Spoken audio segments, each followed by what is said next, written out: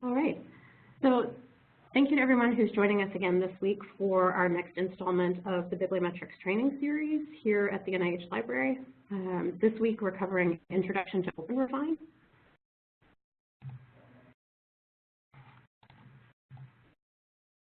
Okay, and so for this session, our main objectives are to explore what OpenRefine does and why you might choose to use it. We also want to recognize when using OpenRefine is actually appropriate.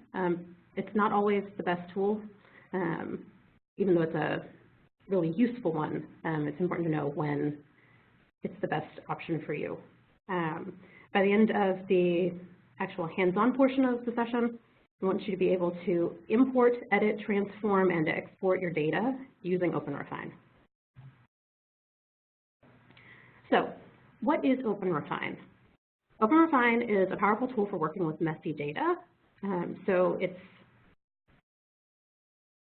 using a point-and-click interface that is similar in some ways, visually at least, to Excel in terms of the drop-down menus and how you can sort and work with different columns and rows of data.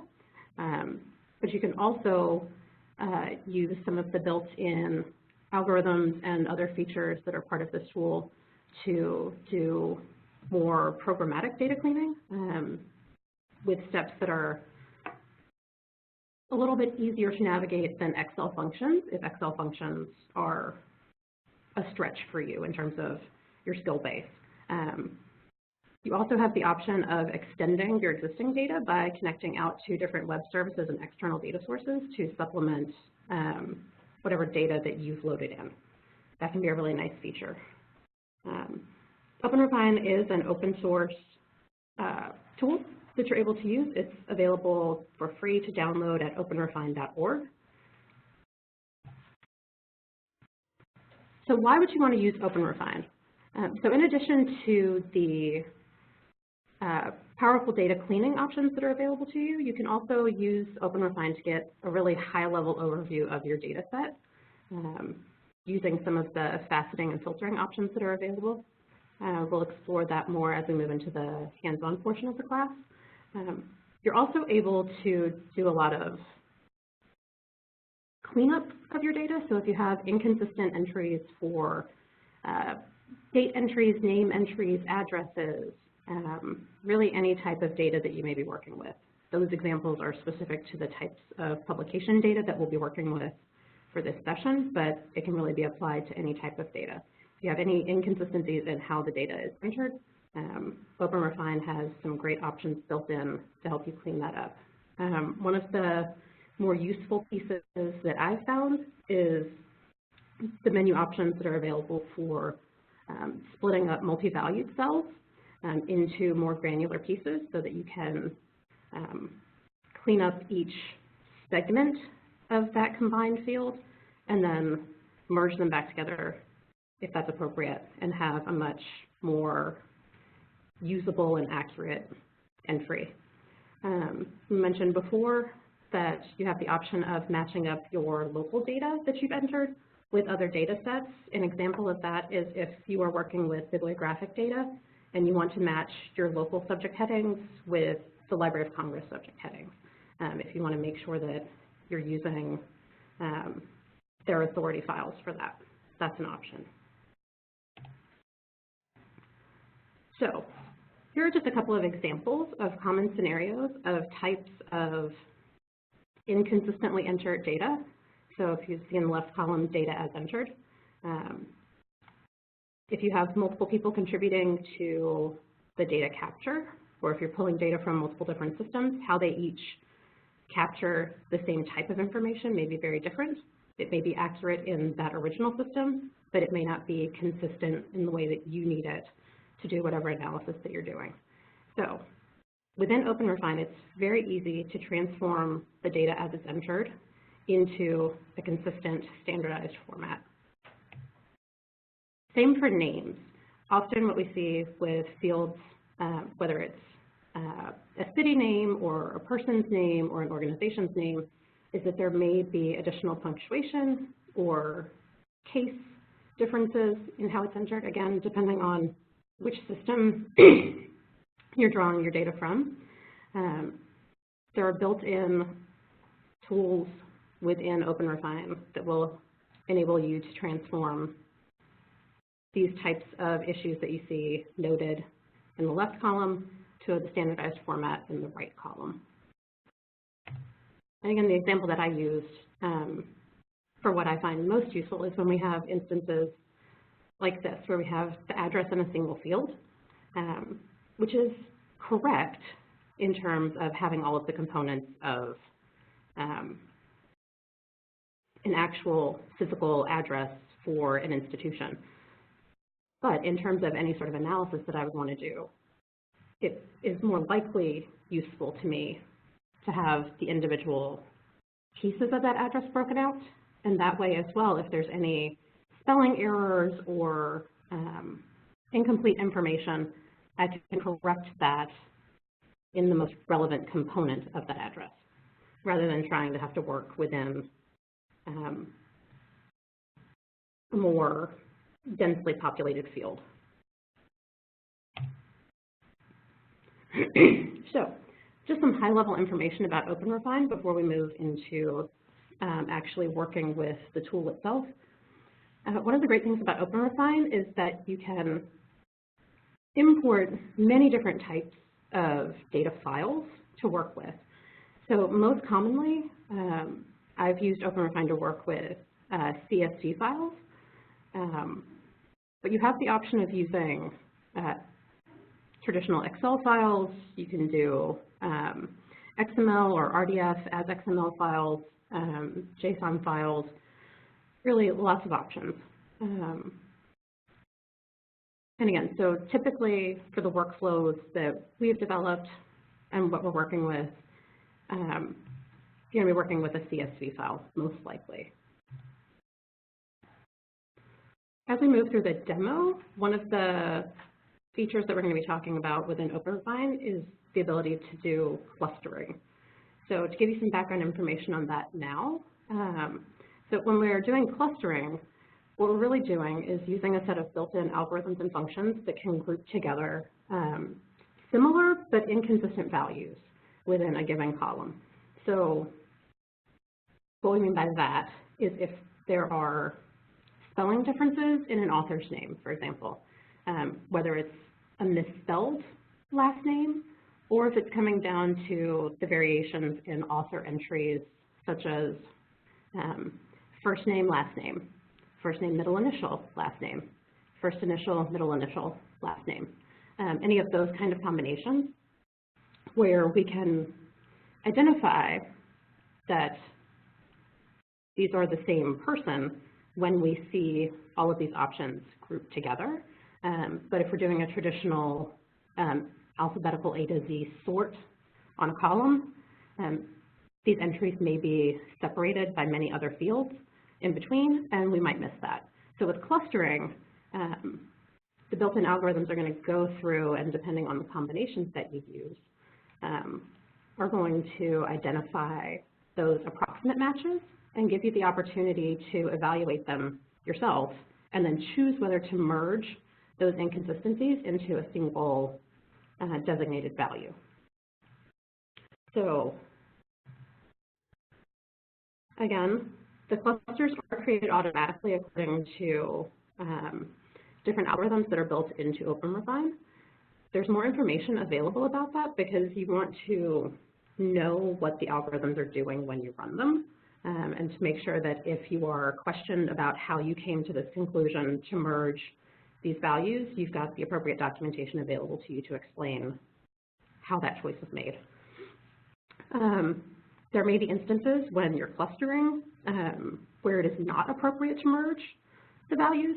You always have the option of choosing not to merge. We'll explore that a little bit more in the hands-on portion, ways that you can evaluate whether it's appropriate or not to make that call. There's also always the undo option, which we'll talk about in just a minute. So if you choose to merge something initially and then you realize that that was not quite correct, it is possible to undo that choice. Another major feature of OpenRefine that has been very beneficial to me has been the option of doing transformations, which are a way of manipulating data in columns when basic sorting and faceting are not enough. So what this does is it allows you to programmatically edit your data. There are some built-in transformations, so I think we'll be seeing a couple of examples of that on the next few slides. But in addition to some of the built-in transformations, you also have the option of using GREL, which is the General Refined Expression Language. It's built on using regular expressions. So if you've ever used those before, then GREL will be very familiar to you. If you have not, there can be a little bit of a learning curve in picking up how to do, how to craft your expressions to get them to do what you want them to do. There is additional supporting documentation for GREL available online, along with some examples of how to craft particular types of expressions to accomplish the task that you want to accomplish. So transformations can enable you to split those multi-valued cells, so like the address cells that we looked at previously, into single or multiple columns, depending on your needs. You can also remove unnecessary punctuation or standardize a date format. You can also extract a particular type or piece of data from a longer string text. One instance where this might be useful is if you're trying to locate an ISBN number, for example, within a bibliographic citation. It's really easy to create an expression that will enable you to extract just that piece of information. So, as I said, here are a couple of examples of the common transformations that are available in OpenRefine. For these options, there's actually a drop-down menu that's available. You don't have to type anything in. You can just click through a series of menus. We'll demonstrate that in a little bit. But it also, at least for this table, also shows you how this would be written out. And so we'll be using some of these expressions and statements to do a little bit of transformation when we get into the hands-on portion. Okay. Faceting is an option that's available to you in OpenRefine. So if you've searched in bibliographic databases anytime recently, you know that there's, when you're doing faceting, there's typically a left side navigation menu, and you have some ways of viewing different groupings of your data set. Faceting in OpenRefine is fairly similar. Once you activate the faceting feature, you can basically use that to filter the data by whatever type of value you've selected, and then create edits or modifications to all of those selected records at the same time. OpenRefine does limit the number of values allowed in a single facet. As you will become aware as you work with OpenRefine, it is a very memory-intensive resource. So if you have a very large data set, it can cause your machine to run slowly. Just be aware of that and make sure that you're closed out of any unnecessary other programs while you're doing that. So, for example, I have to remind myself to close out of my Outlook email if I'm working on a large data set in OpenRefine. So in addition to faceting, we also have the option of using filters. So when you're filtering, this is when you're saying, I already know a very specific value that I want to look for, as opposed to faceting, which is more exploratory and is taking advantage of the existing entries as they're entered. I mentioned earlier the undo and redo options. So there is a separate panel that you'll see when we actually go into OpenRefine called the undo redo panel. You can click back to any prior step that you've done in OpenRefine. OpenRefine records all of the steps that you do. And once you click back to a prior step, you can automatically undo all of the changes that you've made since that step. Until you make further changes from that point, all of your prior steps will still show in that menu, but they'll be grayed out. As soon as you make a new change from that undo action, your original workflow then that you've undone will disappear. So it's most useful if you catch an error early that you need to undo. You tend to lose less work that way.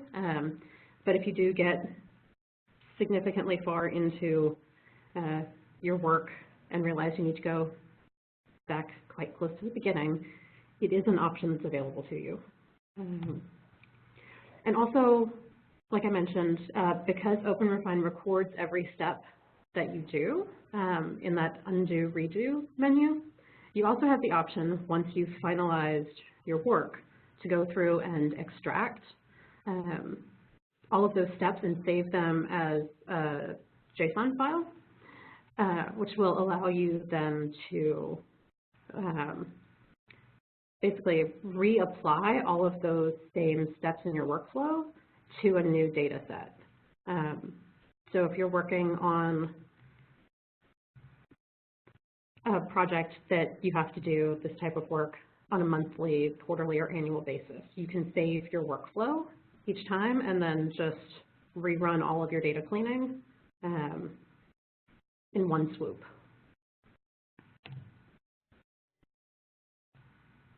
Once we get to the exporting portion of things, you have the option of either exporting your data, which again, much like with the importing options, you have many different file outputs that you can choose from when you're exporting. For our purposes, we import a CSV file and we export a CSV file. Depending on your needs, that may or may not be appropriate. Use your best judgment there. You also have the option of exporting your entire project if you want to save a record of that. We'll explore all of those. Okay, so at this point, we're actually going to switch gears and move from the brief PowerPoint introduction into using OpenRefine. But before we can do OpenRefine, we actually need to go back a few steps to get our data that we saved from our Web of Science search a couple of sessions ago and actually get that into a format that we can work with within OpenRefine. So if you're following along, a few sessions prior, we were working in Web of Science, and we had a search string for the Fogarty International Center, and there were 920 results. So what you should have done, and for the folks who are participating live with us here working through these classes, they got a reminder before class began to make sure that we have the output from that practice session. So you should have the 920 results that were saved as text files and then combined into a single document that was saved as an ISI file. So we want to take that file and actually import it into our Sci2 tool. Because right now, even though OpenRefine can work with many file types, ISI files is not one that they support. So what we need to do is actually convert that ISI file into a CSV. We're going to do that with Sci2. So we're going to come to File in Sci2 and Load. You're going to get your Windows Explorer box that will pop up, and you should navigate to wherever you have your files saved. For simplicity, I have mine on my desktop right now. Do as I say, not as I do. Desktop is not a great place to save your things in the long term. Once you've navigated to the location of your files, go ahead and select your ISI file and click Open.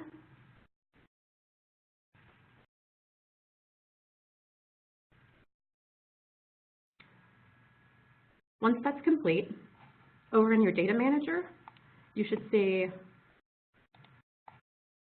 this new item that's been created, 920 unique ISI records. Yours should be fairly similar. If you conducted your search at a slightly different time, you may have a slightly different number of results. But you should have a number and then unique ISI records. This is now been converted into a CSV. What we can do from this point is right-click and save.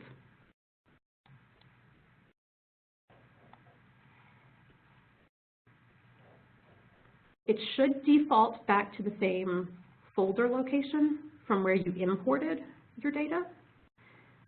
If that is not your preferred location for where you want to save this CSV file, you can choose to navigate to a different location.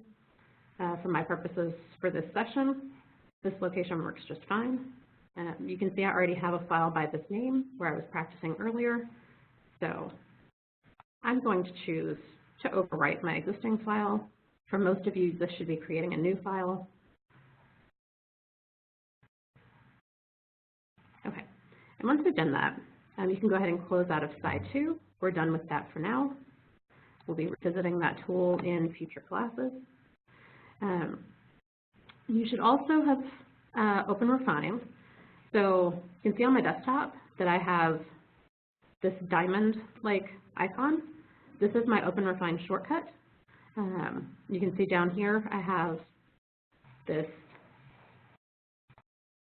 OpenRefine box that's here. This is not the interface that you're going to be working with for OpenRefine, but this does need to remain open while you're working with the tool. What should happen is that whatever your default web browser is, when you launch OpenRefine, it should then prompt your web browser to open, and you should see something like this. I'm going to try to have that zoomed a little bit so that it's easier to see. Now, from this screen, there's a couple of things we can look at.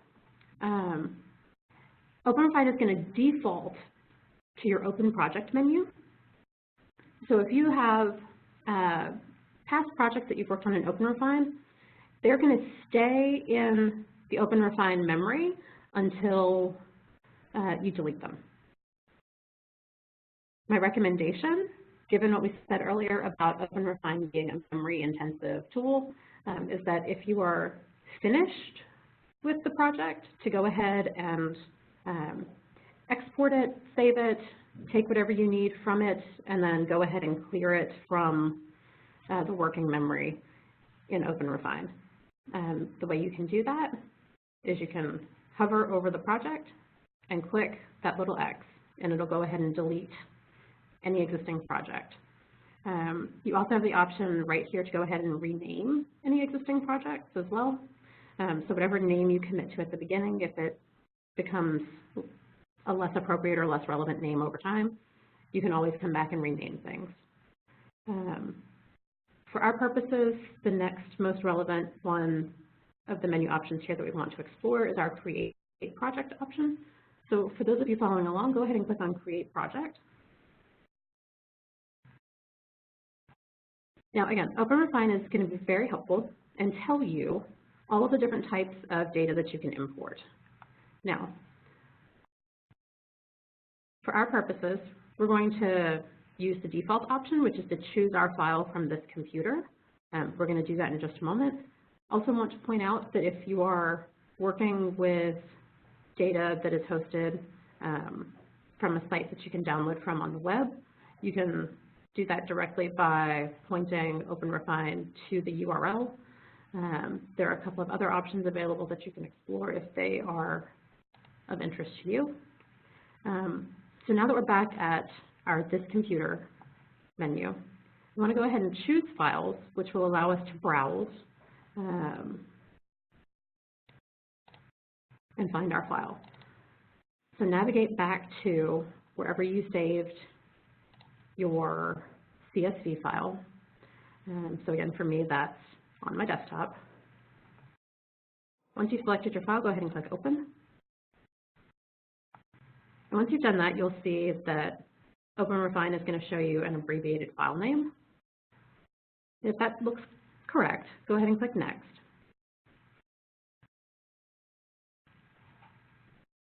All right, so there are a couple of things to explore here on this screen. OpenRefine, again, is really powerful in the sense that it allows you to configure how your data is parsed as you're importing it in. So for me, most of the time, the default values that are presented down here in this lower half of the pane, which again, it's parsing the data as a CSV file. So it's showing you that it's reading this as comma separated, that the first line is a column header and not part of the data. There are a couple of options here. We want to keep our blank rows. We want our blank cells as nulls. As you are learning how to use the tool, feel free to click around and make changes here and see what effect that has on your data. But most of the time, it's going to be correct. Now, if you find yourself working with different file types when you're importing them, each of these menus is going to give you a different output based on what OpenRefine expects to see when working with that type of data. You can, again, click through like I'm doing, knowing that these options are not intended for a CSV file, so what the preview looks like is very different. So I can come back to CSV and feel more confident that I'm seeing what I expect to see here and can be confident moving forward. From this menu screen, you also have the option of setting your project name. Your project name is going to default to whatever the file name is that you imported. That may or may not be the most appropriate. For me, I want to change my file name to 920 because I want to keep the number of records that I have. That's a useful piece of information for me. But I also want to know that it was a search for Fogarty International Center, and the date of my search, we're going to go ahead and use today's date, just for simplicity's sake. That's the information that I would find relevant. You can choose to name your project in whatever way is most useful for you. And then once you've done that, go ahead and click Create Project. Depending on the size of your publication set, it will impact the amount of time it takes OpenRefine to load everything in. Now,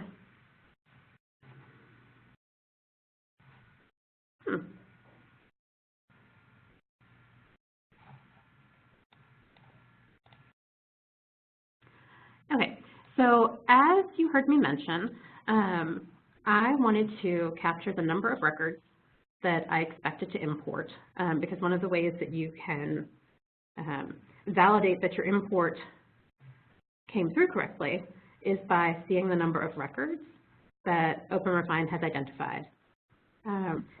For now, don't be alarmed that these two numbers are different. We're going to explore that in just a moment. I want to draw your attention to a couple of other things on this screen before we start making changes. So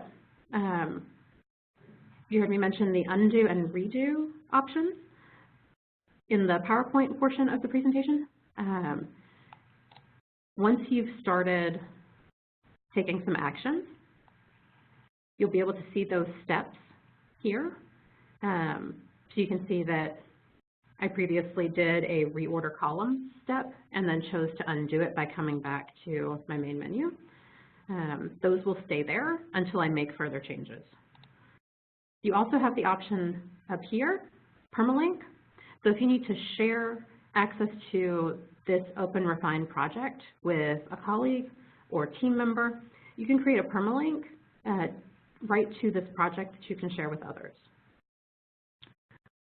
You have the option of looking at your data as either records or rows. So as you can see, we have the correct number of rows for right now at 920, but OpenRefine is interpreting that as only 814 records. Once we start doing some changes to how our data is formatted within OpenRefine, we'll go into more depth on that explanation. But the records and rows functionality here is going to be most useful to you as you start working with splitting out those multi-valued cells, because one of the great things about OpenRefine is that it allows you to maintain the integrity of the number of records that you have while still having multiple rows of data attributed to that single record. So say, for instance, if we're splitting out this column of authors, we could still have all of these authors attributed to this same record while still having each author on their own row. We'll see that in more detail as we work through some of the examples for this session, but just to fill you in, if you're seeing something that you don't expect to see, you might want to change how you're looking at your entries. You can also change the number of records that are displayed on your screen. The default is 10. You can only go up as high as 50, so if you're working with a larger publication set and you want to actually scroll through and look at your entries, it can take some time. To do that, you have your navigation options here. You can click through to the next screen of 10 or jump all the way down to the last page. Once we get to the end of the session and we want to talk about our export options, the export menu is up here on the right. And should you get stuck at any point as you are revisiting OpenRefine after this session, know that you can click that help menu and it will bring you to the GitHub page that has all of the OpenRefine documentation for users. There's a lot of great detail in there, so check it out if you need to. Okay, so one of the first steps that we want to do is to make sure that we have a unique identifier of some sort in our first column of data, because as you can see, OpenRefine only recognizes that we have 814 records at this point, and we know that we had 920. So to make any sort of edit or change to your data set that will impact all of your columns and rows, you want to come to this first column here on the screen, all, and you'll see that there's a drop-down arrow here. These drop-down arrows are how you get to the navigation menus for each of the columns. The options that are available to you will vary depending on the type of data that's contained within that column.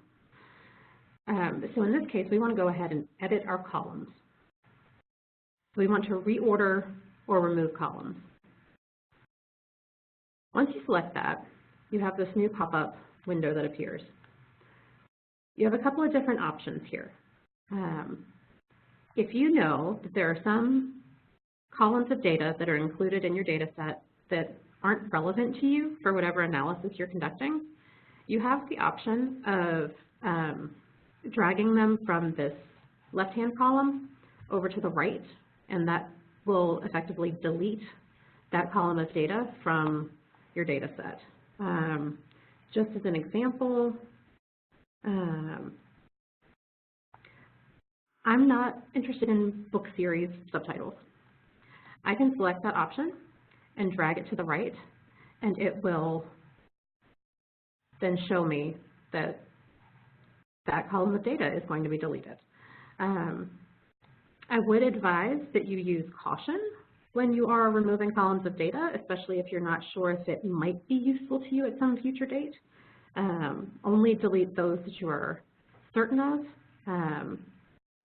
because once you've deleted it, little tricky to get it back. Not impossible, but yeah. So I mentioned that we want to have a unique ID number of some sort. So for our purposes, it's very useful because unique ID is in fact a column name. This is the Web of Science accession number for all of the records in Web of Science. So because our export of data came from Web of Science, it is fairly safe to assume that each record would have one of these numbers.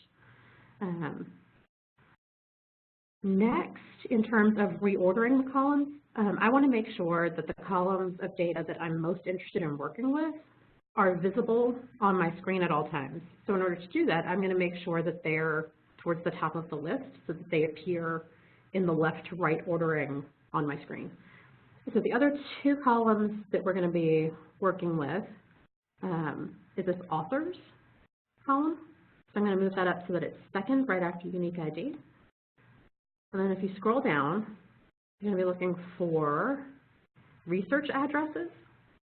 So this is the field that's going to contain all of the author affiliations that we're going to want to work with. Scroll all the way back up. I'm choosing to put that third after authors. Between these two, you can order them however you like, but for today, this is the order that I'm working with. All right, once I'm satisfied with my reordering and removing any unnecessary columns, I can go ahead and click OK. And then again, depending on the size of your data set, how long it will take OpenRefine to make that update. But you can now see that I have unique ID, authors, and research addresses as my first three columns of data to work with. You can also see that my number of records has updated. Now that there's some information available in this first column, OpenRefine is able to detect that there are 920 records. So now that we've done this,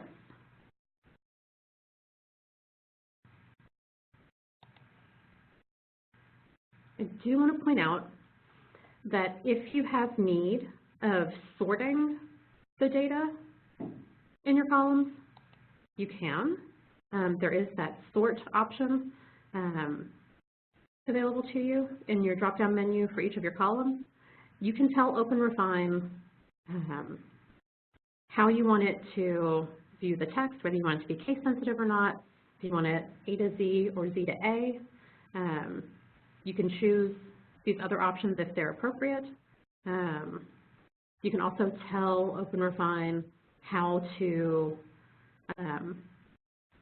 work with or how to order any blank cells that it interacts with, where you want that. You have some options here.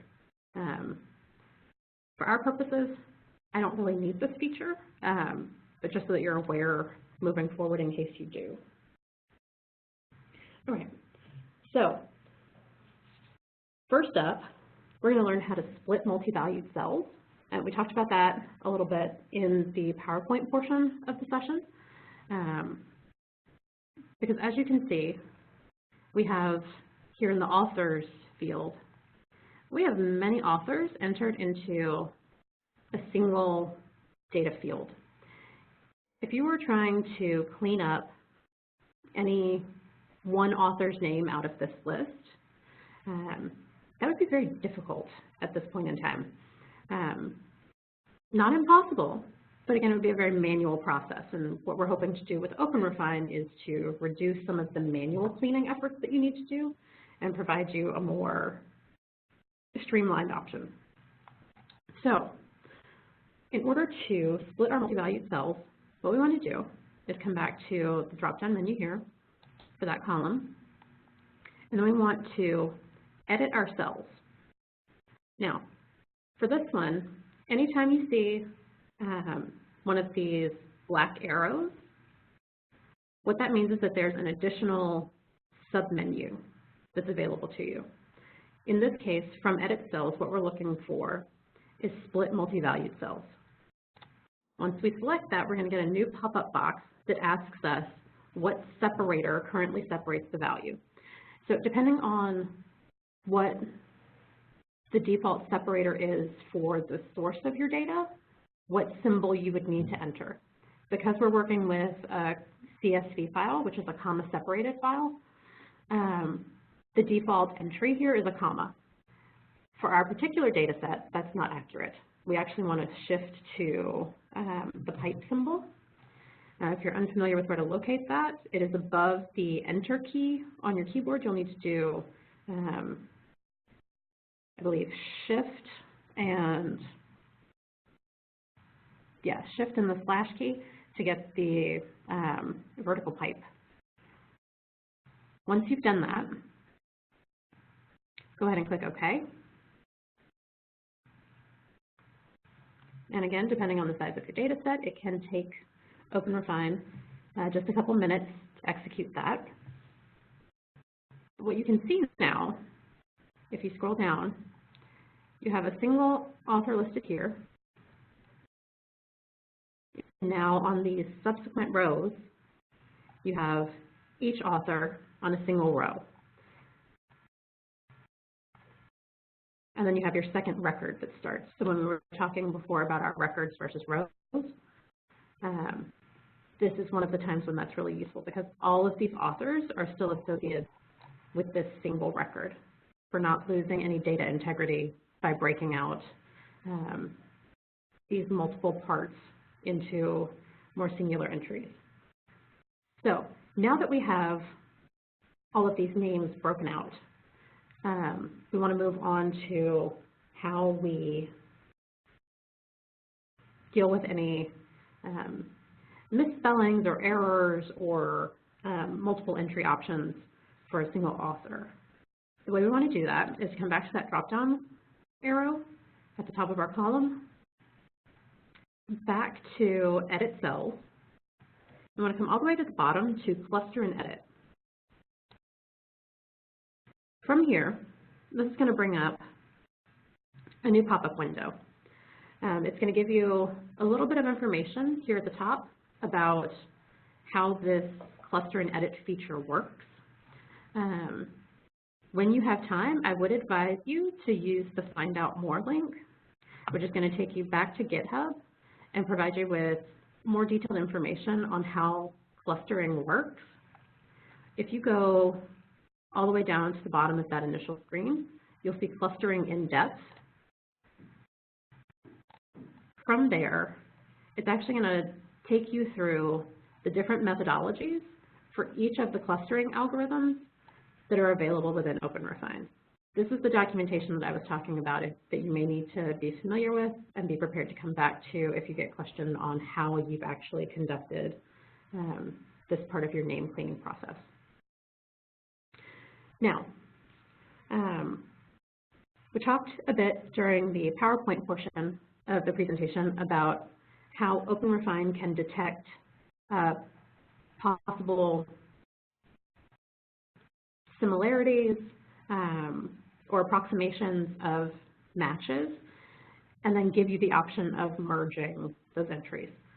So here, with our first combination of our method and keying function, we're able to see that we have 3 different clusters that have been identified, and each one has 2 entries.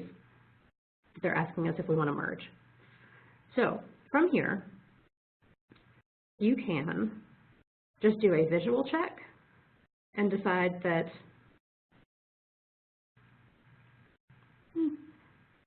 this looks okay, and I think that what OpenRefine predicted is correct. I think that for this name and the location of this apostrophe, everything's correct, and I can choose to merge that. If I come down here, I can do another visual inspection and say that that's correct as well. I come down to my third option, and I'm not sure whether I agree that the uppercase R is correct. but I'm not quite certain. What I can do is I can click here to browse this cluster. This link appears when you hover over each cluster. When you do that, a new browser tab will open with a limited view of just the 2 matching records in that cluster. And what that will allow you to do is to actually go through and take a look at the data that you have for that record, which may better inform your choice.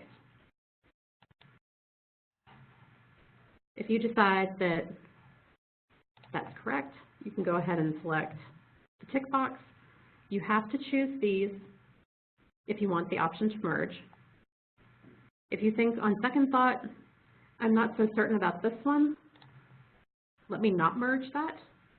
If you deselect it, it will not merge. Once you've done that, you can do merge selected and recluster. What that will do is it will actually merge the entries that you suggested and then rerun the algorithm the same way. Usually this will not produce any new findings, but based off of the merging, if there are any new clusters identified, they'll report here again and you can reevaluate and make your decisions. If, for instance, I decide after doing some investigation that these 2 entries are probably the same, and I do want to merge them, but I think that apostrophe is incorrect for some reason, or will cause me complications in my analysis later on, I can click over into this text editor field here and remove that piece of punctuation. So I am not limited by whatever options OpenRefine has detected. I can create an entirely new entry to merge to. Once I've done that, I can again come back to merge selected and recluster. And now I can see that with this particular combination, no additional clusters were found. What you can do is for each method, go through each of the keying functions that are available and see what options are detected. Now, some will be more effective than others. My recommendation to you is to give yourself plenty of time when you're first learning the tool and go through and explore these and figure out which ones are most effective for the types of data sets that you're working with. You can choose to apply some of the merges or none of the merges based on what you're seeing and your explorations.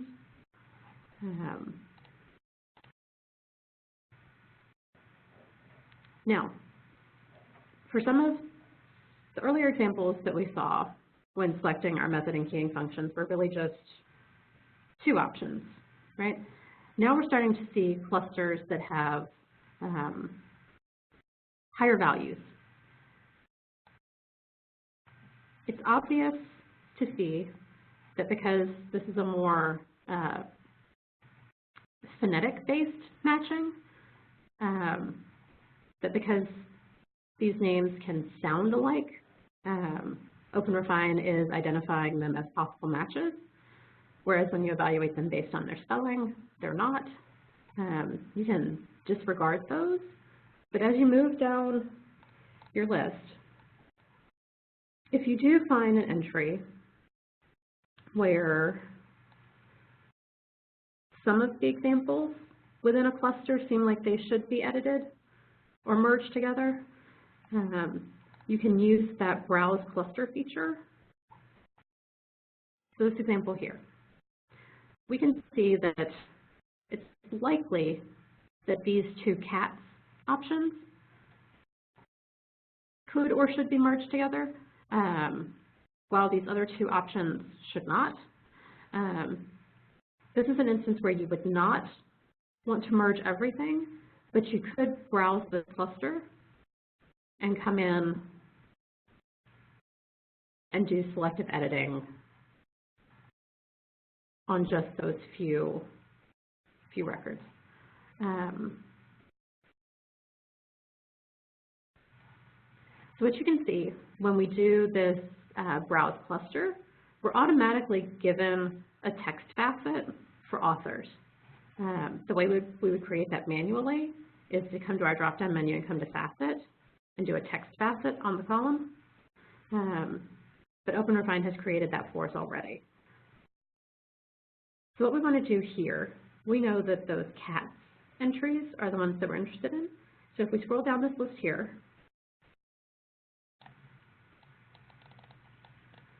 we can see that OpenRefine is already highlighted in orange and in bold that these are some of the entries that we're browsing on.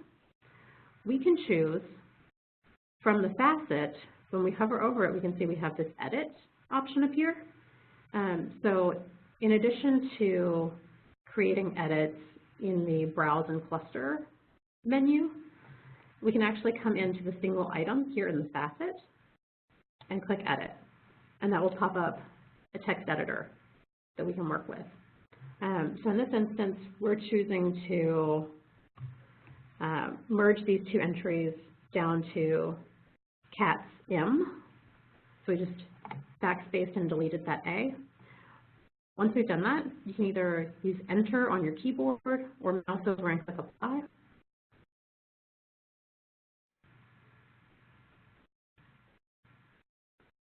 Again, it may take OpenRefine a couple of minutes to make that change, but now you can see in our menu, our faceting menu here, we just have the single entry for cats.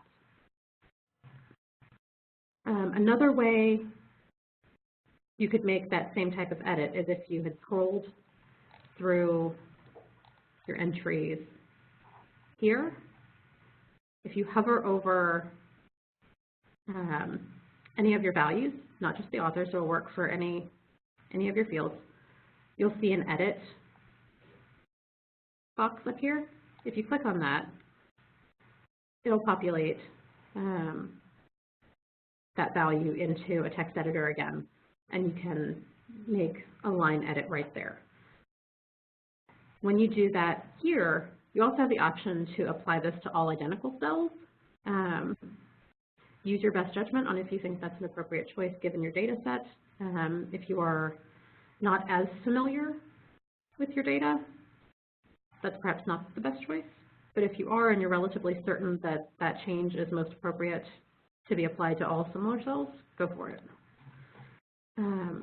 Once you've made that change, so we came into our facet list here and we made our edit. Once you've done that, you can go ahead and close out of that new browser tab.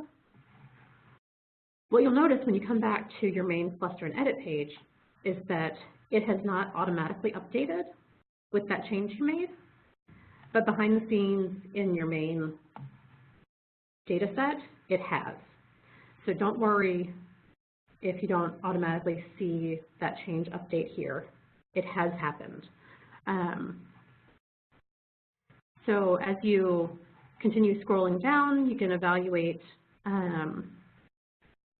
whether any of these options are appropriate to merge or not.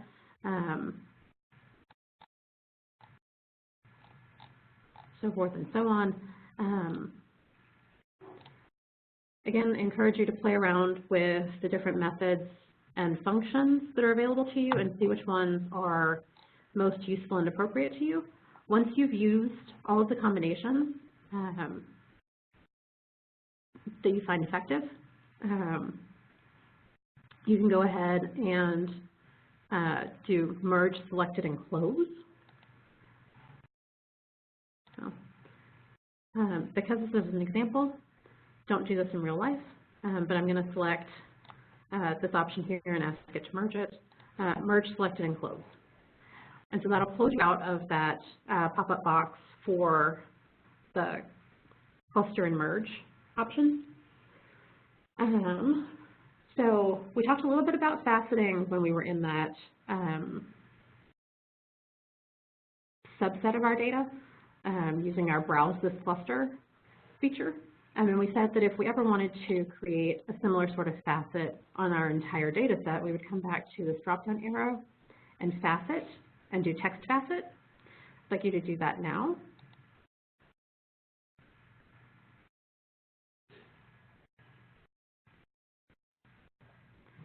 This is another way of doing some of your name cleanup.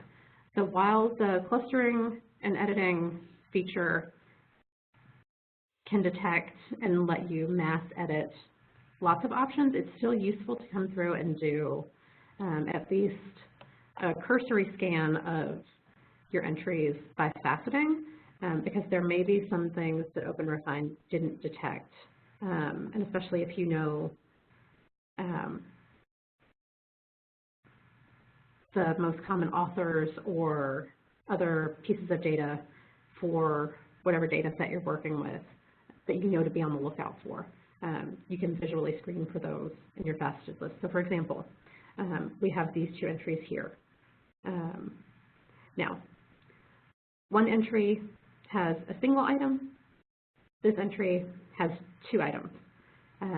This is where you can use your judgment to determine which way you think you ought to merge towards.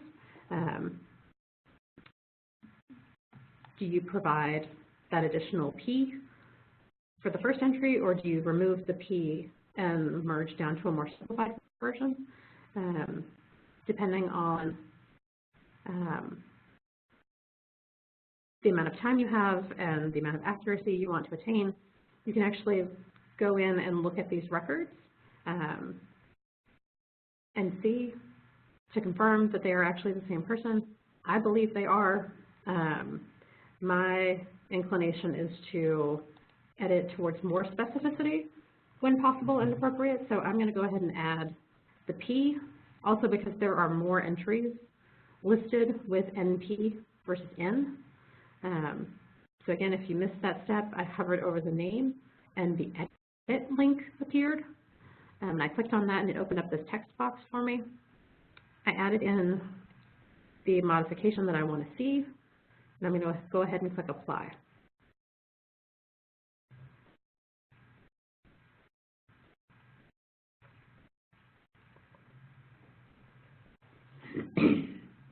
So now that OpenRefine has processed that, you can see that we have the 3 entries here.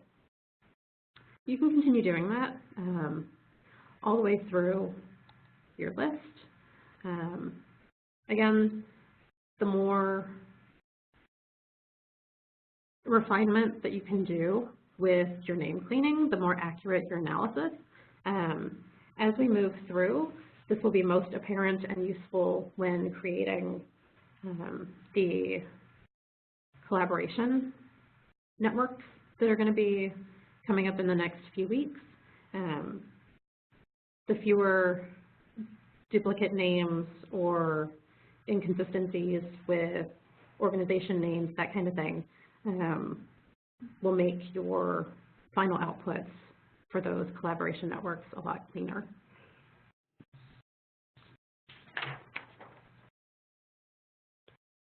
Okay, so let's say that we've spent the appropriate amount of time and effort going through and cleaning up all of these entries. What do we do next? We can go ahead and explore what it looks like to rejoin our split cell. So remember, we came through and we split our multi-valued cell in order to get all of these individual names listed out. Once we've done all of those steps and we're satisfied that we have everything cleaned up in the way that we want it, we can come back down to join multi-valued cells. Okay, and as we rejoin our cells, we have to tell OpenRefine what type of separator we want to use, same as we did when we split them apart. OpenRefine, again, is going to default to the comma because it's a comma-separated file. For consistency, I like to use the pipe operator again, just so that it's the same. I recommend you do the same, but it's up to you. Once you've selected your separator, go ahead and click OK.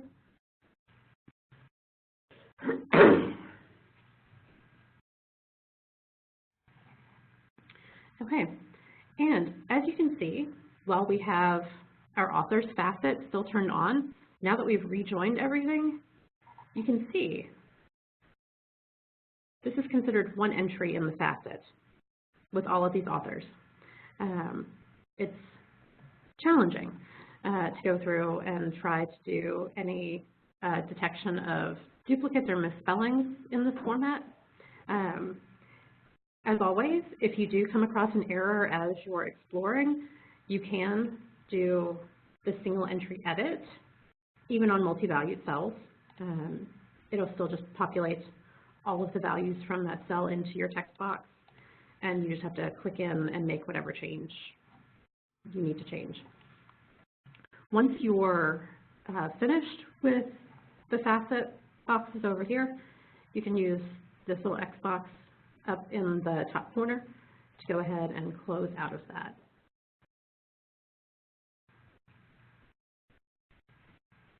So we've done that for our authors.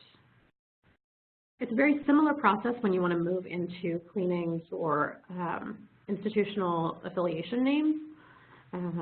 There's a few additional steps, nothing too scary, I promise, but there are some additional steps that you have to take. But to begin, it's very similar.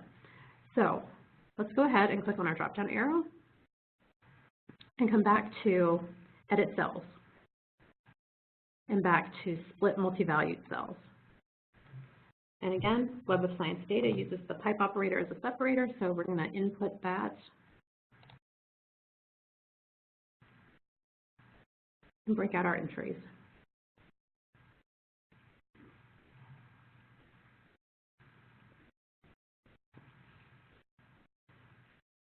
Once we've done that, you may notice that even though what we're looking for are institutional names and possibly addresses, there's a lot of extra information in this field, particularly all of the author names are repeated. Part of the cleaning process that we undertake is to remove any extraneous information from this field. We already have the author names collected in a separate field. So one thing that we can do is we can go through and actually remove those. So we had talked during the PowerPoint portion of the session about using transformations. So let's go ahead to Edit Cells and Transform. This is where we start moving into crafting the GREL statements and using the general refine expression language to go through and edit out pieces of the data captured in this cell that we don't want. So how do we do that? We have to tell OpenRefine what it is we're doing. In this case, we're going through and we're replacing the portion of the string of data that we don't want with nothing. So when we replace something with nothing, we're effectively deleting it. But that's what we have to do given the parameters of this expression language and how to enter things. So while we are in this session, I'm not going to go into much detail on how this works. Just trust me for the moment that it does. If those of you here at the NIH Library want to have a conversation about this, we can. For those of you who are following along with the recordings after the fact, we provided some links in the PowerPoint, and there will be additional resources listed before the session closes on where you can find more information about how to do this. But basically, we're using this string here to say that we want to take all of the characters in between the square brackets, which in this example are all of our author names. So we want to take both the brackets themselves and everything inside of the brackets and delete them. One of the great things about OpenRefine is that as you type in your commands here, when you've told it what you want it to do, it's going to show you a sample of your data. So it's going to show you the original entry and then what it looks like after you've used this statement. So if you've told it to do something that's not quite correct, you can modify your statement before you actually execute it. So in this case, it's done exactly what I've asked it to do. I've asked it to get rid of the square brackets and any text that lies between them. So once I'm satisfied with that, I can go ahead and click OK.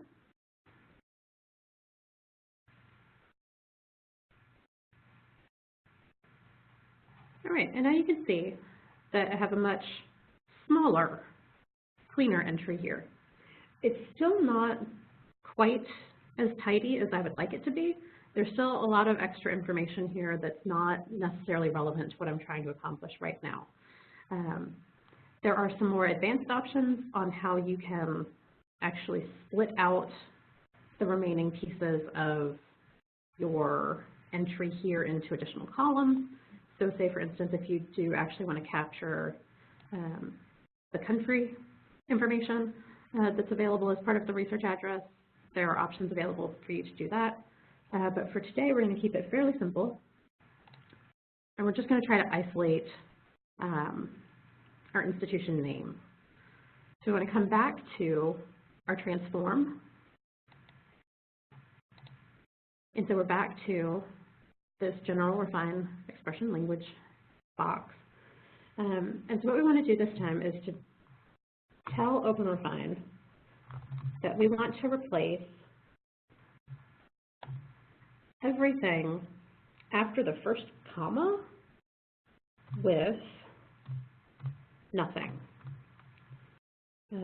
Because again, that's effectively how we indicate to OpenRefine that we want to delete something.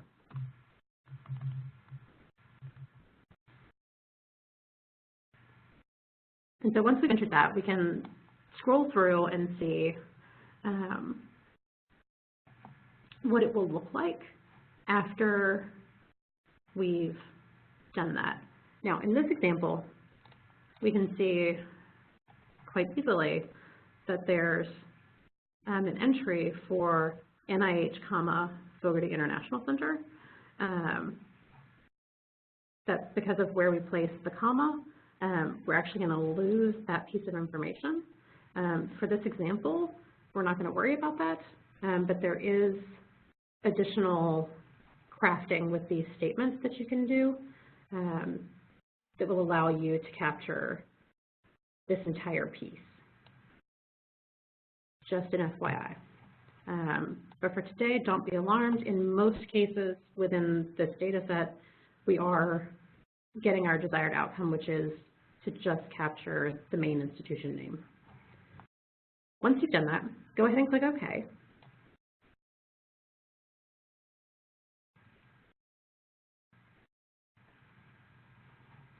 Much simpler entry now. We have just our institution name. One thing you may want to consider is cleaning up those names now. So what you can do is come back to Edit Cells. And we're going to come back to that Cluster and Edit feature. And we're presented with the same type of decision-making process that we had for our individual authors. You'll go through, you'll look at the instances that OpenRefine has identified, you'll evaluate whether they're correct or not, excuse me, and select whether or not to merge them. For most of these here on the first screen, I'm going to go ahead and select merge and accept the prompted spelling from OpenRefine. Now, one of the things that you might notice in all of these is that on the surface, there's nothing apparent in terms of misspellings or anything else. And so as I scroll down, one of the things I might ask myself is, okay, why is OpenRefine picking all of these up? I might choose then to close out of that and actually come back to my drop-down menu and come to common transformations first. Because what I suspect is happening, since there are no apparent errors in the spelling, is that there might be leading or trailing white space that are causing OpenRefine to identify those as separate entries, when in fact they are the correct same entries. So if you run this common transformation, OpenRefine is going to identify and remove any of those leading and trailing white spaces. And you can see each time you do any one of these transformations, OpenRefine is going to tell you in this yellow pop-up box how many cells it performed that action on. There were quite a few, it was over 5,000. So there were many cells within our data set that had that leading and trailing white space. Now that we've corrected for that, let's come back to cluster and edit. Much shorter list. This is more of what I expect to see. Okay, and so this first example, Boston Children's Hospital versus Children's Hospital of Boston. Fairly certain they are the same institution. I'm choosing to default to the spelling that OpenRefine has proposed, which is based off of the option that has the most instances, so 13 versus 2. So I'm going to merge to that. Here again, 50 instances versus 1. I'm going to merge to that one. Again, here. Now, down here, I might actually choose to use this option instead, even though it only has 1 entry versus 5, just because I think it's cleaner to see acronyms listed in all caps as opposed to lowercase letters. If you choose to use one of the existing options that is not the default, you can just click on it and it will auto-populate that spelling here. Once you've made your choices, you can go ahead and click Merge and Select. As you're doing your name cleaning, for the institution names, same as for the authors, you can go through and select across the different options that are available to you for the methods and functions. Once you've done that to your satisfaction, you can exit out of the merge and cluster options and come back to your main screen where we're going to do another text facet.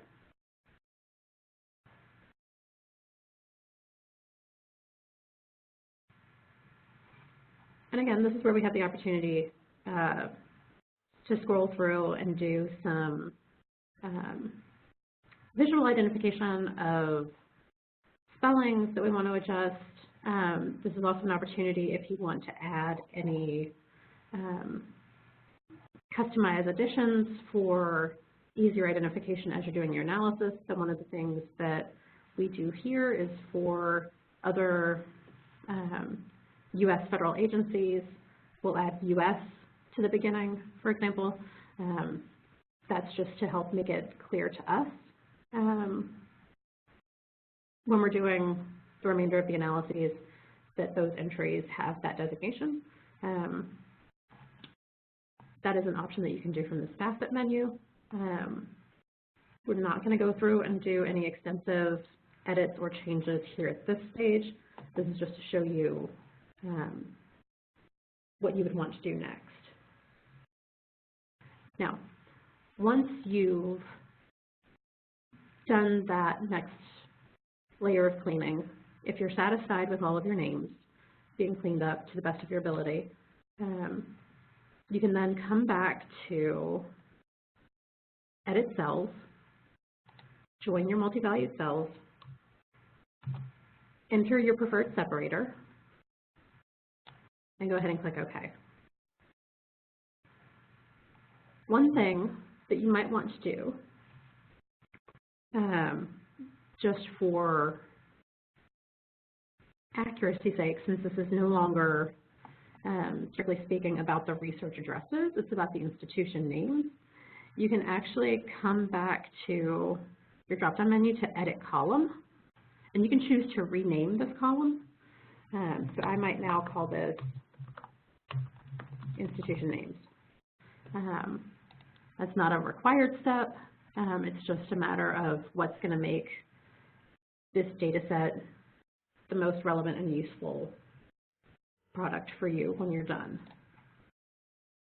Okay, so now that I've gone through and I've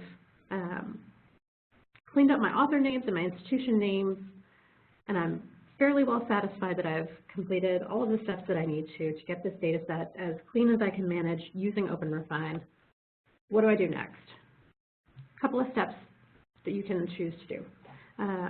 One thing for reproducibility's sake and to sort of keep a record of the work that you've done, you can come over to the undo and redo screen here,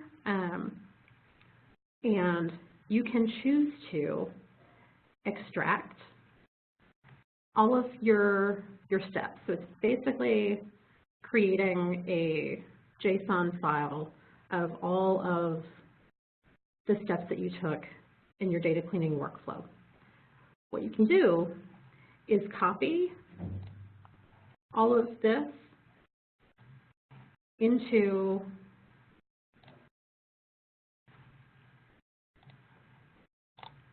a text editor, and you can save that file. You can save your workflow that you've created in OpenRefine. Should you do that and want to come back and reapply that same workflow to a future data set, you can copy everything from that text file back into this apply page, and with the click of a button, run through all of your steps again. Depending on the consistency of your data and the workflow that you establish, that could be a major time saver for you. There are other cases where you really do have to come back in on a case-by-case basis and manually go through your workflow. It all varies. Use your best judgment. In addition to that, you have a couple of different options when you're exporting. You have the option to export your entire project. Depending on the level of detail and backups you want to keep, that may be an option you want to explore. What we're going to do today, though, is to go ahead and export our data as a comma-separated value file, so the CSV file.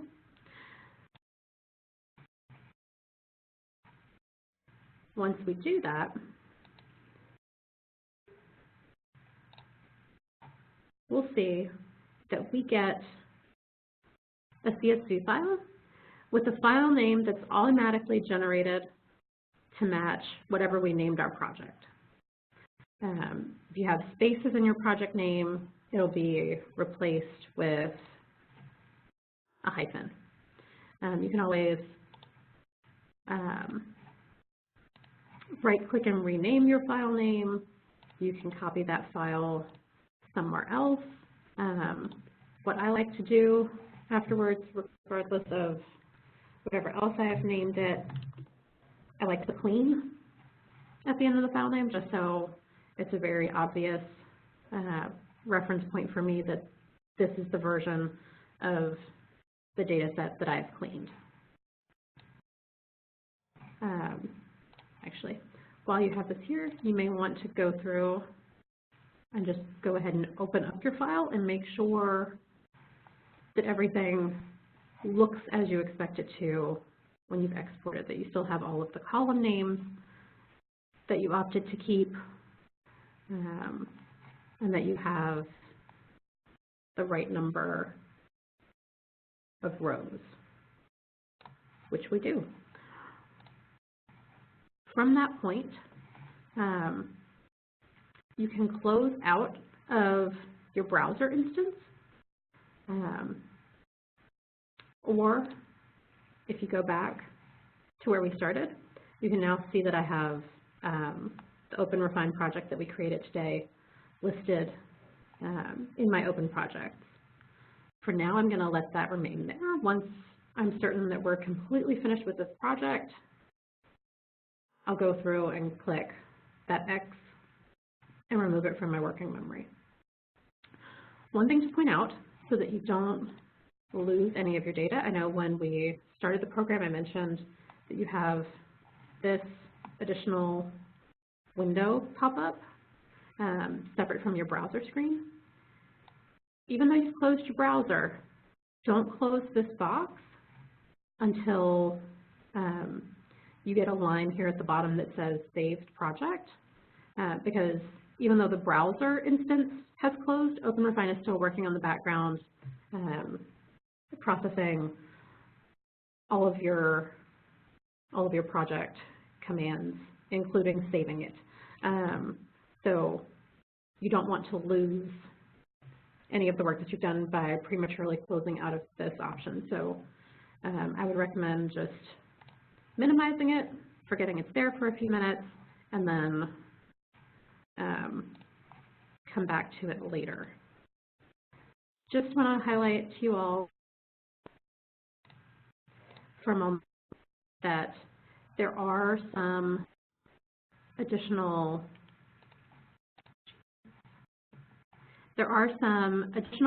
resources available to you. So the primary resources that were used for developing this course are the OpenRefine lessons for librarians that are available from Library Carpentry.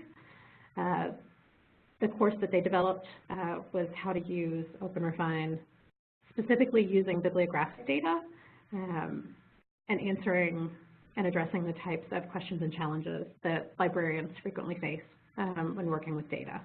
There's also the Using OpenRefine book that was published in 2013. Even though it's several years old at this point, it's still highly relevant for working with this tool and has lots of great information. Additionally, if you have further questions about how to do different things with OpenRefine, specifically using that feature that was mentioned but not really explored in this lesson about how to look up data from other sources and import it into your existing data set, there's information online about that. There's also the in-depth clustering information that we showed briefly, as well as further instructions on using GREL. Thanks very much for hanging in there with us on learning how to use OpenRefine. We'll pick up next week with additional tools and steps in the process.